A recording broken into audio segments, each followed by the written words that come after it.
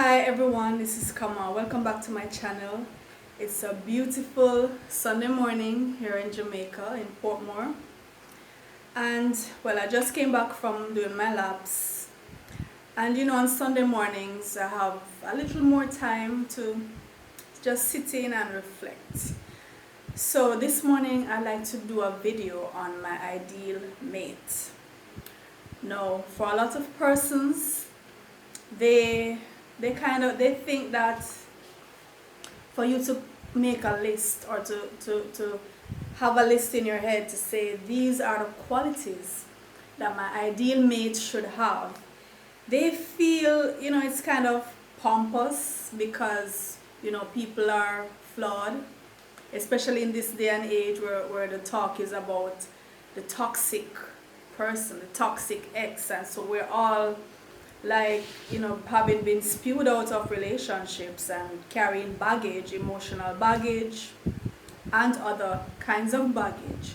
So for you to say, well, I am going, this is my standard, this is what I'm waiting for, if it's not presently in my life, this is what I'm willing to wait for. Some people think you're pompous to do that. You go on as if you're better than, or you're condescending to say that. I don't agree with that. I think that you should ask of the universe what it is you require. Exactly what it is you require. And if you feel that you deserve it, you should wait for it. The saying, good things come to those who wait. So don't settle. I'm not saying you cannot compromise on anything, right? I'm not saying that. But at least the main things, the major things, I don't think you should compromise on. I really don't.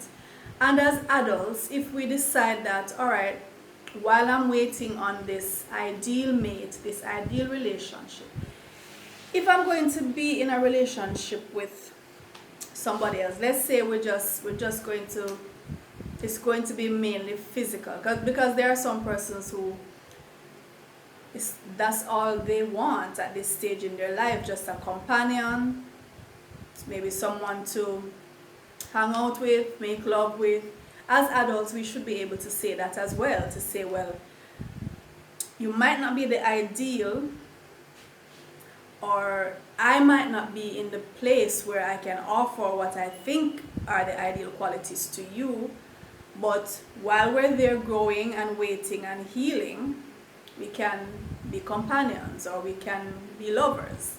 We should as adults be able to say that too, and don't feel guilt about it, and don't feel like you have to explain yourself to anybody else about that. As adults, we must be in the position to make those decisions. If you're saying at this point in my life I want to be open to experiencing other persons, just make it clear to whomever you're in a relationship with, whatever the situation is. I've heard the term situationship. Whatever the situation is, just be clear with whomever is involved. So here goes. So these traits of my ideal mate, my ideal relationship, they are not in any particular order. So even if you hear me saying number one, number two, it doesn't mean that's the most important. But these are all important. So the first one, mutual affection and respect. That is important because you want to know that you want to be there, the other person wants to be there. You're both, you share that affection. I think most times you're going to have one person who is more in love than the other, and I think that's a natural thing. It's rare where you have the two people on the very same frequency when it comes to the affection, but at least it should be mutual, right? You should like the person, because I believe liking someone is more important than loving them. So let me put that out there. You should like the person. You should like what kind of person he or she is, and the love. There are many things in my view that are more important than love. liking, integrity, respect, those kinds of things, right? So this should be someone whom you respect. You have seen enough of how they respond to certain situations. You've heard enough because you have conversations. You've heard their views on certain matters and how they would go about handling themselves in certain circumstances, right? So it's mutual. So when you're there, you're hanging out together, and you know you want to be there, the other person wants to be there. Nothing beats that. And when you're working towards something and you're both passionate about this thing, you have goals. You don't have to have the same goals, but you're both working towards your goals. And when you're hanging out together, the person is not, checking the watch, checking the phone, so distracted because their mind is elsewhere. You don't want that, because you're not going to feel comfortable. I know I personally would not want to hang out with someone who doesn't want to be there. So if I sense that is the case, it's just after a while we're just not going to hang out, because I'm not going to be there and then I have to be calling you back to the conversation. You're drifting away, your mind is not there. We're not going to be hanging out together, because I'm very sensitive when it comes to those things. And if I pick up that you're not vibing with me, I'm not going to stay around. Alright, so that's very important. Mutual affection. You're not tugging. You don't have to be tugging the person, coercing the person. They want to be there. They're heading where you're going. So that's important. Number 2, integrity. Like I said, I think this for me is the most important trait in anyone. Not just in intimate relationships, in anyone. You must have integrity.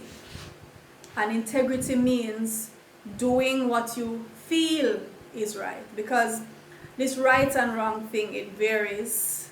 It varies according to your culture. It varies according to your religion. It varies according to the time in history that we're living. There are things now that we consider to be right that 100, 200, 1,000 years ago were considered to be wrong, and vice versa. But integrity is what you in your heart, your spirit, know to be right or feel to be right.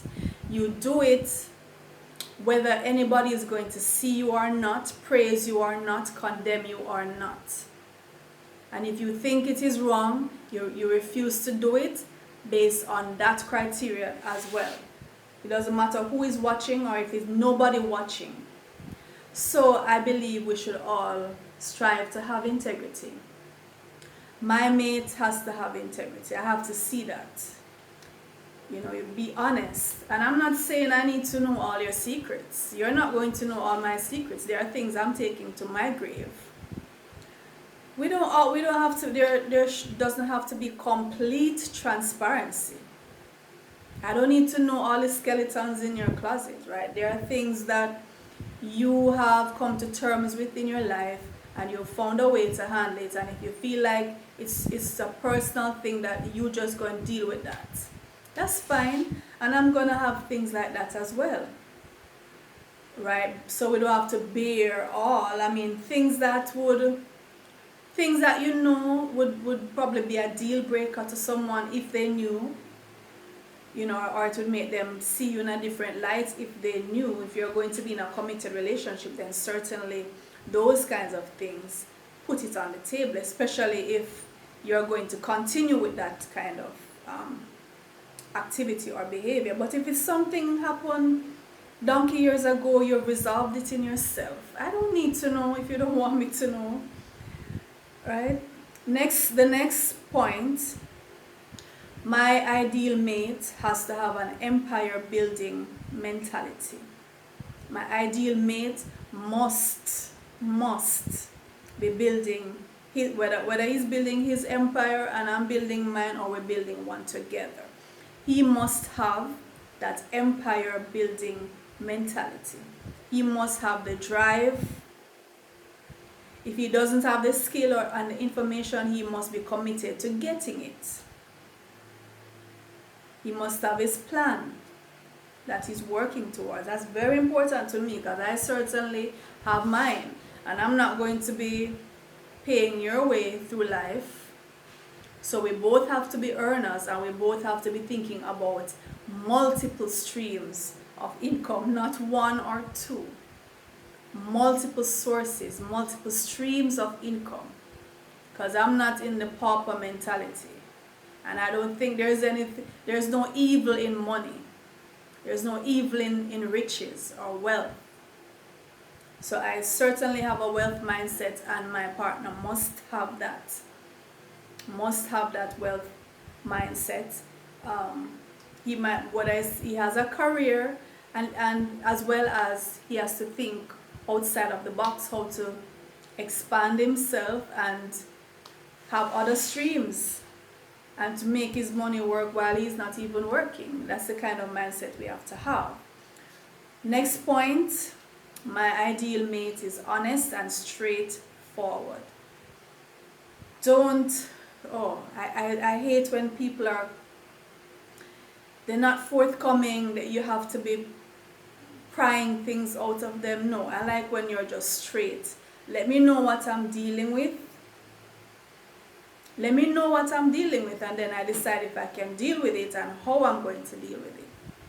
But don't tell me this and then you take it back, or you tell me half, and the half that you tell me is not the half that is going to make really. You tell me the half that don't really matter. No, just be honest. Put your cards on the table. Let me know what I'm getting into. Let me decide if I want to be a part of that. That is very important, because you see, and a relationship should be a haven for you, where even if you have to pretend for the world, which you shouldn't have to, but if you have to put on a facade, a mask for the rest of the world, when you come to me, you should take that shit off. You shouldn't need to be having a mask with me.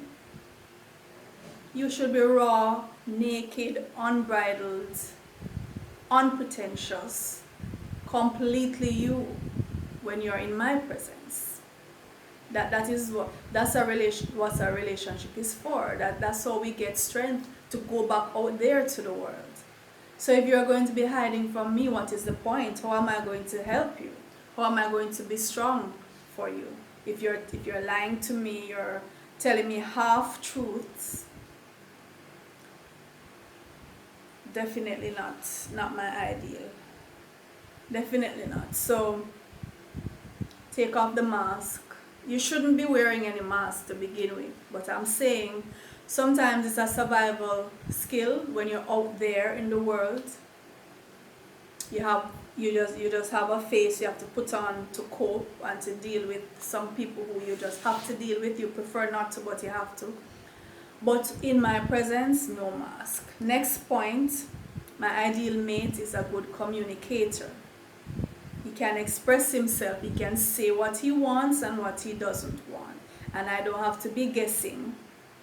I don't have to be trying to read his mind. I don't have to go to a crystal gazer to try and figure out what does this man want. You must be able to state clearly what you want. Say what you want. And don't be afraid to hurt my feelings. I'm a grown woman. Let me know what the situation is, and then I can start dealing with it. Hurt is a part of life. Hurt is a part of life. So if you're going to, and we should be there to correct each other and to make constructive criticism of each other. So you can't be scared. I know a lot of men are like this. They don't like hurting women's feelings. They don't. And it starts a vicious cycle because they don't want to hurt your feelings, so they lie. In their head, it makes sense. In their head, it makes sense. They either lie or they withhold information so as not to hurt you. But you're going to be hurt because that is deception. And down the road, when you find out, or when they're not able to do what you expect them to do, or they do what you didn't expect them to do, you're going to be hurt anyway. So, and we're grown folks, and hurt is a part of life. So let's just deal with it, right? Let's just deal with the situation as is. Say what's on your mind. Say what you want, what you don't want, what you like, what you don't like. Next point, I like a mate who is romantic and sensitive. I am very romantic, very nostalgic. I like, you little surprises, do little things, just to show that you care, you're considerate of the person's feelings, that kind of thing. I like when men are in touch with that side of themselves, and they don't shun you for trying to bring that out in them either. You can play, you can giggle together, you can do crazy, stupid things. That a relationship, that's what it should be. You should be able to just flex and just do nonsense together. And I like when you can see clear evidence that this person listens to you. When you're talking, he listens, because further down he's going to say something, or remember when you said that, or he's going to show that he picked up on little things, sometimes even that you didn't say, or you just hinted at, and he picks up on it. That's I find that very attractive in someone, to show that they zeroed in on you, they listened to your suggestions. That is important. Alright, so also, little compliments. I like your dress, I like your hair, I like whatever. That's important as well. Next point, my ideal mate must be confident in himself. This is very important. You must be confident. You must know that you deserve me and I deserve you. I shouldn't have to be telling you, like a little baby, oh, you're good enough. You're good enough for me. No, you must know that you're good enough for me. You must know I'm good enough for you. That's so we complement each other. And I know for me, I need someone. I treat myself like a queen, like a goddess. And my mate, I want him to understand that he's a king, he's a god. So when we're setting out together, we're a team, we're a pair. So you should have that stride, you should exude that confidence, because I certainly do. I know myself, I know my worth, I know what I bring to the table, and I'm very confident in that. So I want a mate who can hold his own. His self-esteem should be up there, Yes, I'm going to talk life into him, as we say. Certainly, I'm going to motivate him, inspire him, and he'll do the same for me. But he has to come already with that mindset, that confidence. He has to have that built in. Next point. Well, we don't have to live, my ideal mate doesn't have to live with me.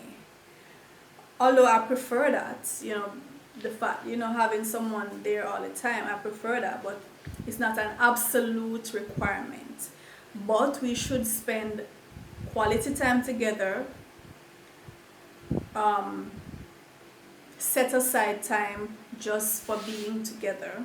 And it shouldn't feel like it's a last minute thing, or if I have nothing else to do, then we can link up. No, certainly you must be of that importance. I must be of that importance to you, where you can set aside a time for me, where you would, anything else comes, it's a no. This is my time, this is our time. I should be that important to you. Having said that, I'm the kind of person who I like to allow the man to make certain decisions or to initiate things. So I like to allow the man to initiate calls or texts or plans to hang out. That's just me. That's just how I prefer it, because in my mind I want to know this is what he wants. And I think men are so pressured.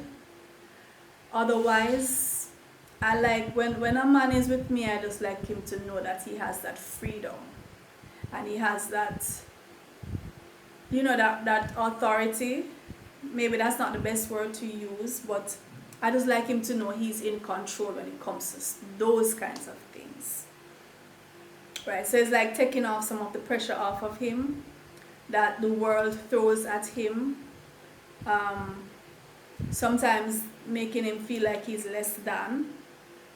Although, like I said, he should have that built-in confidence to rally back. But just to make it easier, I like my man to be in charge of those things. Not that I would never initiate, or to say let's do this, or to initiate a call, or to initiate a text, but I prefer when he does. That's just my quirk.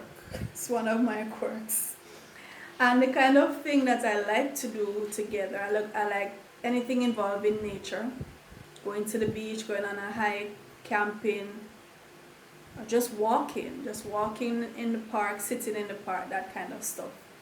That's quality time for me. Or just hanging out at home, listening to music, watching a movie, just talking, just lying there talking. That's quality time.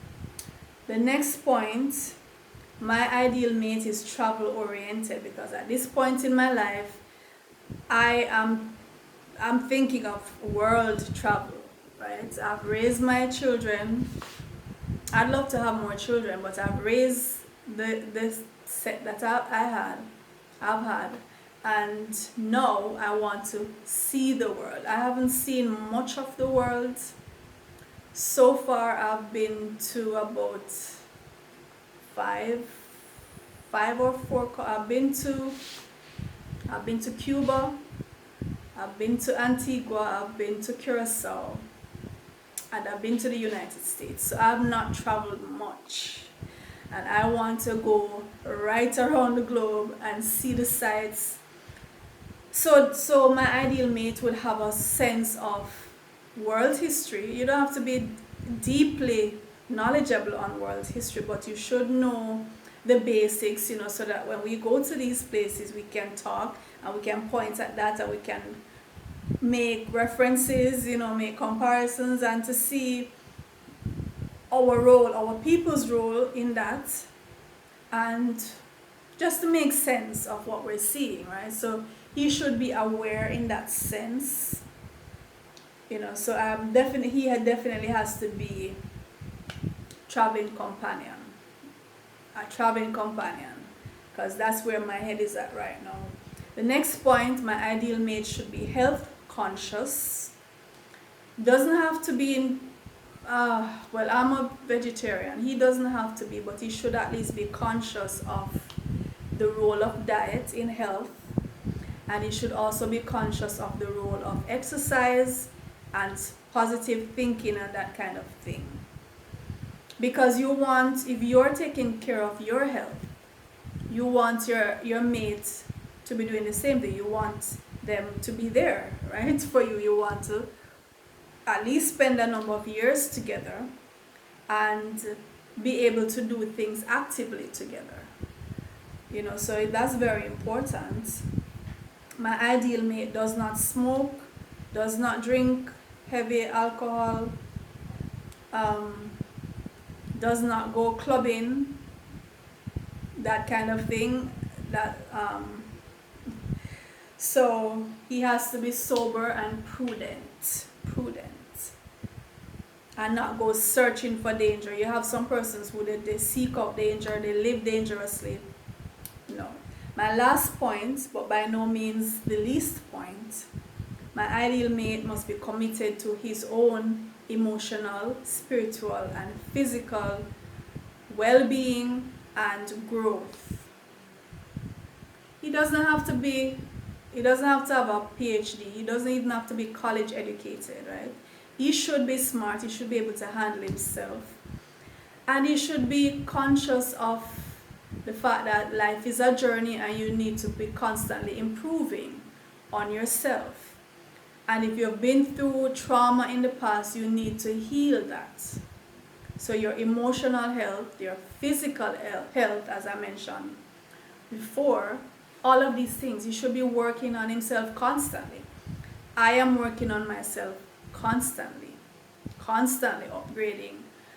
If you see me today, catch me next week, I've improved a lot in every aspect. Catch me next year, I've improved a whole lot. So my ideal mate is on that vibe as well, always trying to see how he can improve himself.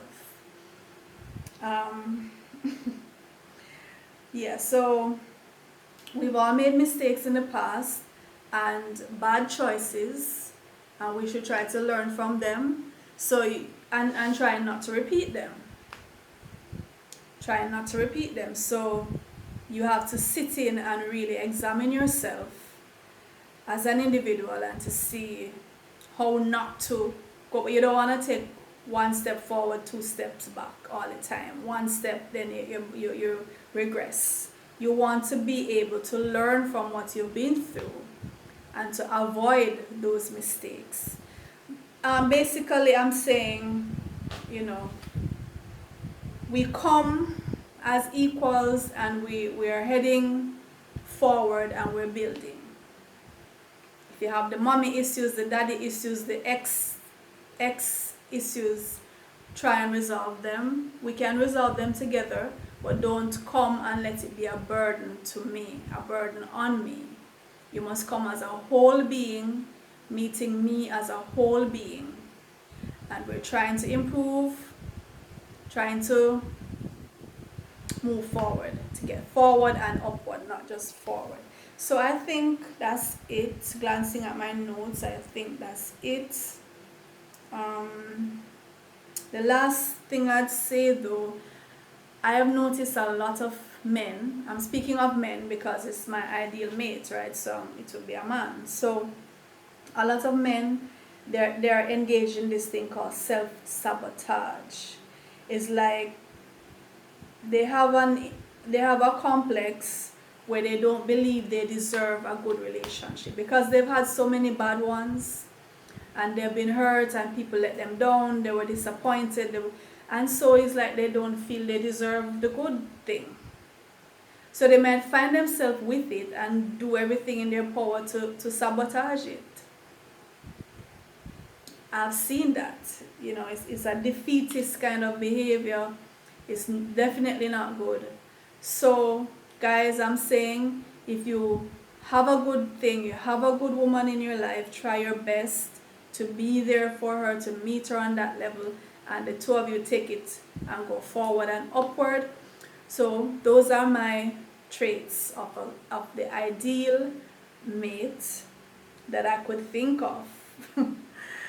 I'm sure there are other little things I'd look for, but those are the main ones. So thanks for spending time with me on this Sunday morning, and I'll see you next time.